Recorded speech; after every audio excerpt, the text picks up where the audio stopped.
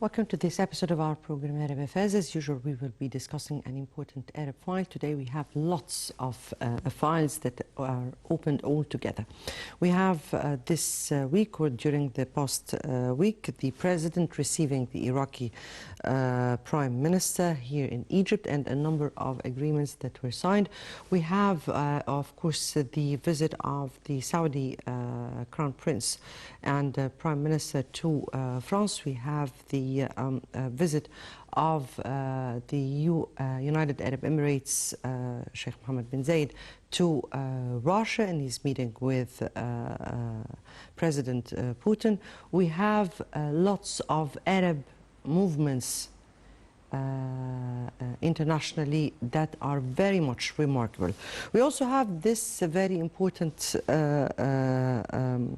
African committee or African peace mission that includes a number of African countries, including Egypt, where the Prime Minister along with the foreign minister or rather were in Kiev and today in Russia, seeking a solution for the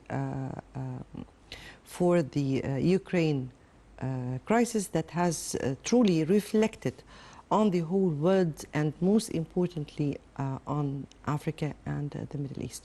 We'll be speaking about that and all in our episode. Before we delve into our discussion, let's first have a quick look on the Arab news that took place during this week, and we'll come back.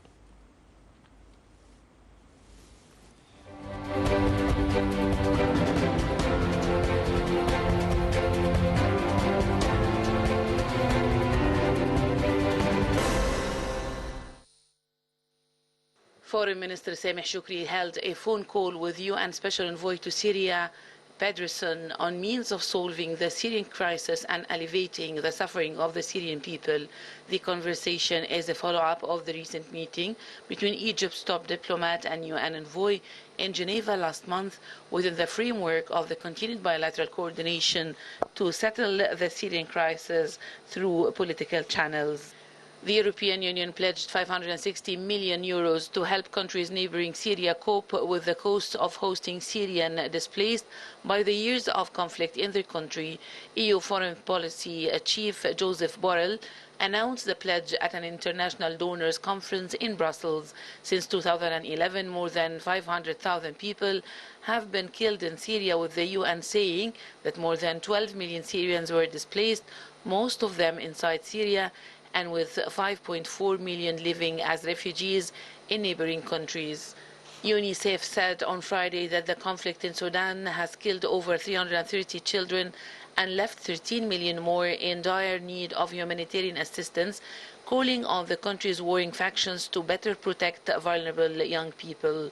For more 2 months, Sudan's military, led by General Abdel Fattah al-Burhan, and rival militias, so-called the Paramilitary Rapid Support Force, commanded by Burhan's deputy Mohammed Hamdan Daglo, have been locked in a deadly power struggle. According to the United Nations' latest figures, the 8 weeks of fighting have displaced more than 2 million people across the country, with lawless and ethnic violence intensifying across the Darfur region. Chinese Premier Li met with Palestinian President Mahmoud Abbas in Beijing. Li said an announcement of a strategic partnership between China and Palestine cements their bilateral relations to a new level. The meeting came a day after Abbas was greeted with full military honors by Xi Jinping, China's president and head of the ruling Communist Party. Xi reiterated to Abbas his call for the state of Palestine to become a full member of the United Nations. He stressed that the fundamental way out of the Palestinian issue lies in the establishment of an independent Palestinian state. Lebanese lawmakers on Wednesday failed for the 12th time to elect a new president, as bitter divisions between the Iran-backed Hezbollah and its opponents risk miring the country in a protracted power vacuum. Crisis-hit Lebanon has already been without a head of state for more than 7 months, and the previous attempt to elect a president was held on the January 19th.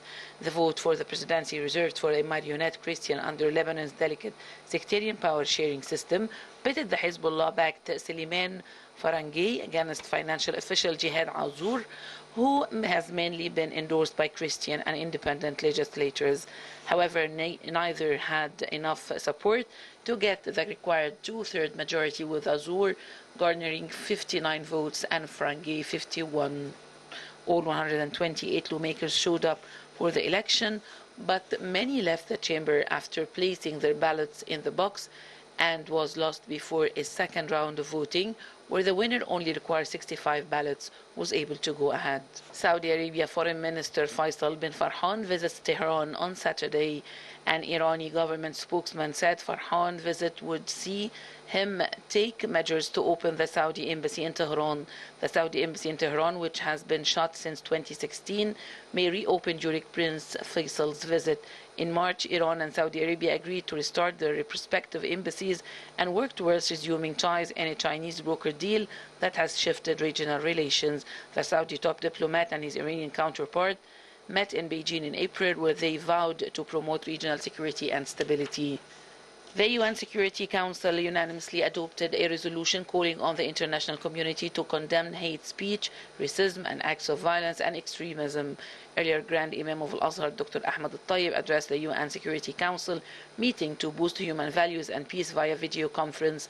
In a historical speech, the Grand Imam of Al-Azhar said that Egypt is an oasis of peace, a meeting point for religions, and a country of civilization, history, security, and safety. Al-Tayyib also praised UN Secretary General Antonio Guterres for his clear belief in the role of religions and human values to achieve peace. The Grand Imam of Al-Azhar also asserted the modesty of Islam's principles and teachings.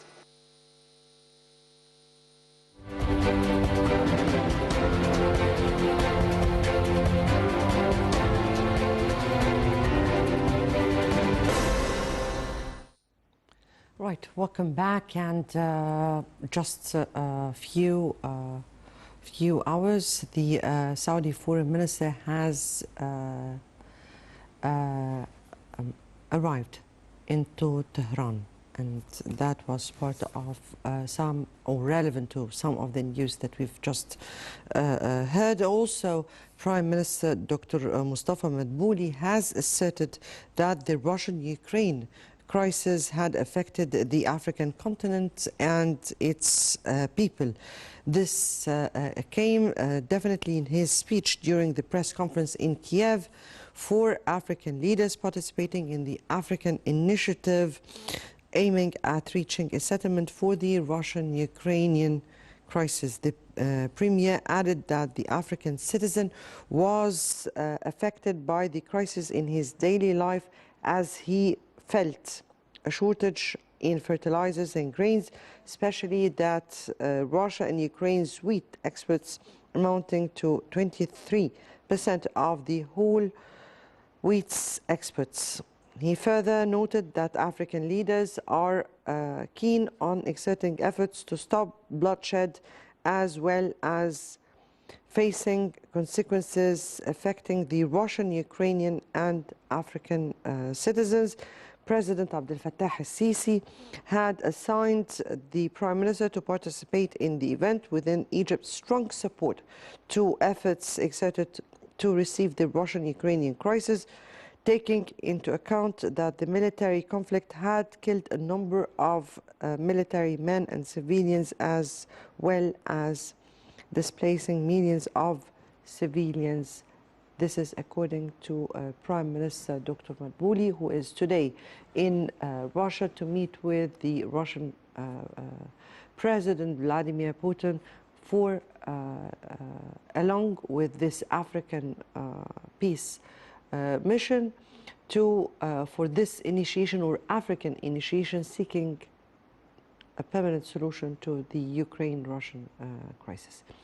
That was a piece of news, and definitely our main topic is the President receiving the Iraqi Prime Minister here in Egypt. Before we delve into our discussion, let's first have a quick look on this report and we'll come back.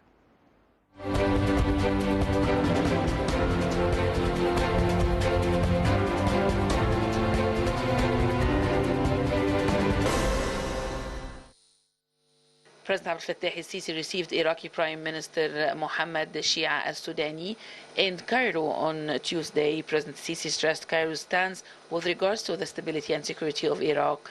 The president expressed his appreciation to the depth and strength of strategic bilateral ties and keenness to diversity and expand cooperation in various fields, either bilaterally or through the three-way mechanism, which includes Jordan. For his part, the Iraqi Prime Minister said his country values ties with Egypt, which he described as strong and historical. Al-Sudani said Cairo's role in boosting joint Arab action mechanisms against challenges are highly valued. In another development, the second round of the Higher Egyptian-Iraqi Joint Committee convened in Cairo. Prime Minister Mustafa Madbouli and his Iraqi counterpart, Mohammed Shia al-Sudani, held a joint press conference following the convention of the committee.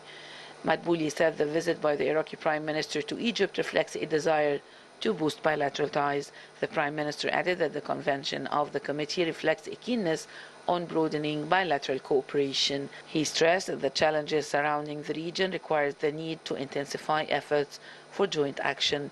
Madbouli praised the endorsement of the ambitious public budget by the Iraqi government, saying it would have positive effects on cooperation between the two countries.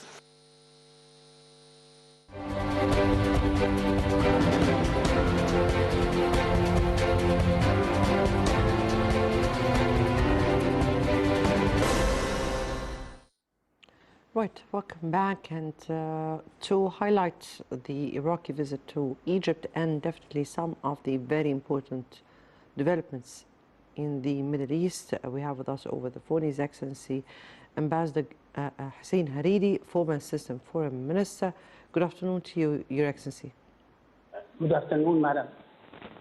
Right, let me start with the main topic of our episode today, which is the Iraqi Prime Minister visit to Egypt and the meeting of the Higher Committee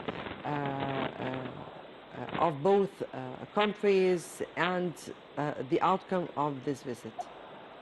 Well, I guess as you rightly said, the Prime Minister of Iraq was in Cairo to co-chair the second session of the Higher Joint Iraqi-Egyptian Commission.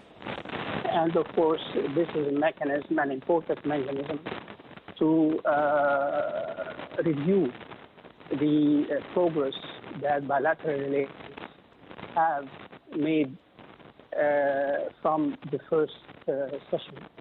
Know that Egypt and Iraq do face the same challenges, or almost similar challenges, particularly in terms of water resources and droughts, and the impact of climate change on life and on agriculture. So, plus the two countries are members in the trilateral cooperation mechanism that includes Jordan with the two countries. So there were plenty of topics to discuss, and I guess that the Prime Minister of Iraq was accompanied by a large delegation. Some members of the delegation belong to the business community in Iraq, and a meeting between the Iraqi businessmen and their Egyptian counterparts took place, and it's a good start. So the two sides sit and discuss together the investment opportunities, whether in Iraq or in Egypt. So all in all, I guess that the results of the meetings of the Joint Commission were positive. Right, indeed. We have seen important agreements that were signed between both sides, and that definitely has begun several years ago when Egypt started this plan for the bilateral and the trilateral cooperation between Egypt and Iraq from one side, and Egypt, Iraq, and Jordan from another side. How do you view such cooperation and the importance on all spheres? Well, I guess that due to the magnitude of the challenges and the problems facing development in the three countries, it's only normal that they decide, they agree on pooling their resources in order to meet these challenges. As a matter of fact, no single country in today's world is able to stand and find solutions to these challenges. If you take, for instance, climate change and the negative impact of climate change on the economies of the world, no single country can on its own tackle this. So in our world today, problems are becoming not national problems, but regional and international. So in our region, in the Middle East, the more the Middle Eastern countries pool their resources and coordinate their plans to meet these challenges, the better for the people of the region. You said respectively that things are being really seen from the regional and international spheres. So when we speak about regional players, during the past week, we've seen some of the very important movements. For instance, we are seeing the visit of the Crown Prince and Prime Minister Mohammed bin Salman to France, where he's meeting with Macron. At the same time, today and just a few hours ago, the Iranian foreign minister arrived in Saudi Arabia. So how do you view such, of course, other movements will be speaking about definitely, but how do you view such visits? Well, globally speaking, I guess the Middle East is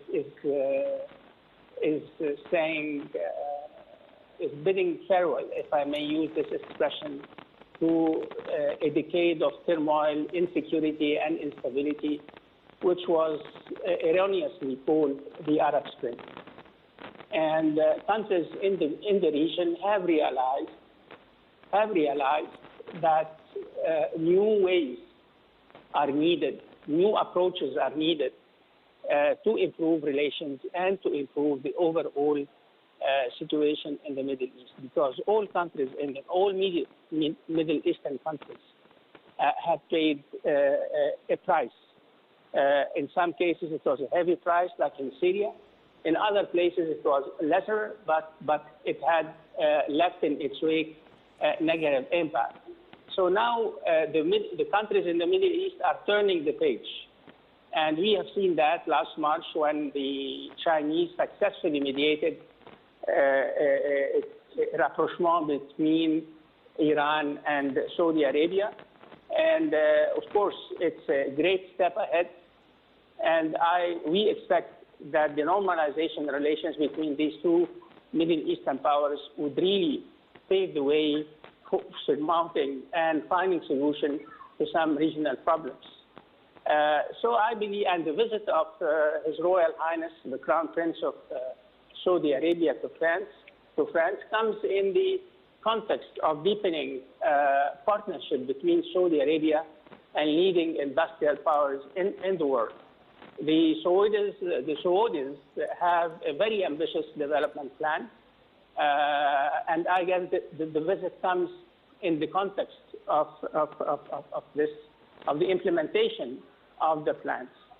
Furthermore, according to sources in the French presidency, the French president is expected or had the intention of bringing up the war in Ukraine and inviting Saudi Arabia to play a leading role in paving the way or ending the fighting there. So I guess the visit reflects the growing role of Saudi Arabia in regional politics, and I would add in international relations.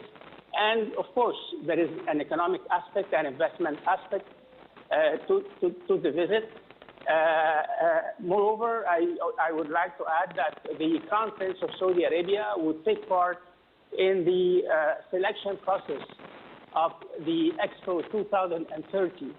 And Saudi Arabia is a candidate, and I guess France, it enjoys the support of France and other countries. And of course, we in Egypt, we wish Saudi Arabia a successful bid to host Expo 2030. Of course, definitely. We're speaking here about our brothers in Saudi Arabia are witnessing lots of developments, particularly in the past period, and definitely Egypt is very much in support of that too, and for the development of all the Arab brothers. If we take another part of the question, that was the visit of the Iranian foreign minister to Saudi Arabia starting today. Well, this visit, because the Iranians, as we said earlier, after the restoration of diplomatic relations between the two countries, the Iranians opened their embassy in Riyadh a few days ago. And I guess the visit it's a goodwill visit on the part of the Iranian Minister of Foreign Affairs. And we expect that the Saudi Minister of Foreign Relations would return the visit in the near future. So of course it comes in the context of the joint political will of the Saudis, of Iranians and Iranians, of moving ahead with their relations. Definitely, and we have seen some change in relations between, or we've seen a quantum leap in their relations, particularly during the past period, and some of the important rapprochements. Definitely remains to be seen what will happen at this next stage. If we turn to another important visit that this week has seen, which was the visit of the United Arab Emirates President Sheikh Mohammed bin Zayed to Russia in his meeting with the Russian President, and how significant is that? Well, I understand that the President of the United Arab Emirates was in Russia to attend a major international economic forum, definitely, hosted by Russia. And of course, the government of the United Arab Emirates would like to have balanced relations with the superpowers. And of course, like many Arab countries and third world countries, the UAE has not taken sides in the war in Ukraine. And the visit of Sheikh Mohammed bin Zayed reflects the neutral attitude of the Emirates as far as the war in Ukraine is concerned. Indeed, but we are speaking here about, yes, this was a forum, but it was also a chance for both leaders to meet from one side to speak about bilateral relations, but also there was this important project the Sheikh Mohammed Zayed has been speaking about that would really join or be a trilateral project among the United Arab Emirates, Russia and Egypt. And how do you view the prospect of such cooperation? Well, it's still something in the work, madam, because definitely, I would like to underline that the reply of the Russian president was the proper one. When this idea was brought up, a trilateral cooperation in this investment, the Russian president said Russia would discuss it with President Sisi. And this, I guess, this is their attitude, and I think we have to wait. Yes, indeed. But I did not speak about the project itself because, indeed, as you said, it's still on the paper and in the air. But we're speaking about the prospects of relation among the three countries, and how would that be of benefit to the region? Well, personally speaking, I see at the present moment, that has never been official talk of a trilateral cooperation between Egypt, Russia, and the United Arab Emirates. This is a novel idea, and I guess it's up to the three governments to discuss it and announce whether there is a plan, or they are planning to implement such a cooperation. Right, indeed, and we are, of course, awaiting for such cooperation since Egypt has submitted to join the BRICS officially. Another important movement is this African peace mission that is meeting or has met with the Ukrainian president and is meeting with the Russian president. How do you view this mission and its mission? Well, it's a very good, of course, African initiative to try and bring the war in Ukraine to an end, at least to reach a ceasefire. But I guess the timing, but what I question is the timing. I guess the war is raging in southern Ukraine, and we are in the midst of a major Ukrainian counter-offensive, and they claim that the objectives of this major counter-offensive is to reclaim all the territories occupied by Russia. So I question the timing of the African mission to Ukraine and Russia. But having said that, of course, from an Egyptian point of view, I guess this is a welcome development, and let's hope that it would, to a certain extent, concentrate minds in Ukraine and in Russia. Let me here ask you, what did you mean exactly, Your Excellency, with the timing of the visit? As I said, Madam, this mission comes in the context of the war, of a major Ukrainian counter-offensive, duly supported by the Americans and by NATO. So it seems to me that neither the Russians nor the Ukrainians are in a mood to seriously implement any peace initiative, whether it's African or from other sides. From your point of view, how did this war reflect on Africa? We've heard the press conference Dr. Madbouli spoke in, and his words of how this Ukraine has reflected on the whole world and particularly on Africa. How do you view that? And definitely we've heard the Ukrainian president response saying that he sees no hope for a permanent solution to or peace with Russia. These were the words of the Ukrainian president. To tell you the truth, Madam, as long as President Zelensky remains the president of Ukraine, I don't see a peaceful solution to the situation in Ukraine. Right. Your Excellency, here lots and lots of development has been witnessed during the past period, particularly in relevance with the geopolitical scene. And we've seen countries who were totally at odds and new rapprochements that are starting. How do you view that, and how do you view the prospects for that? For what, Madam? I didn't get the point. Again, the new rapprochements that the geopolitical scene is witnessing?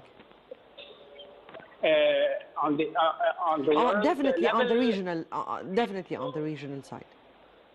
well, I guess major Middle Eastern powers are repositioning themselves for the future.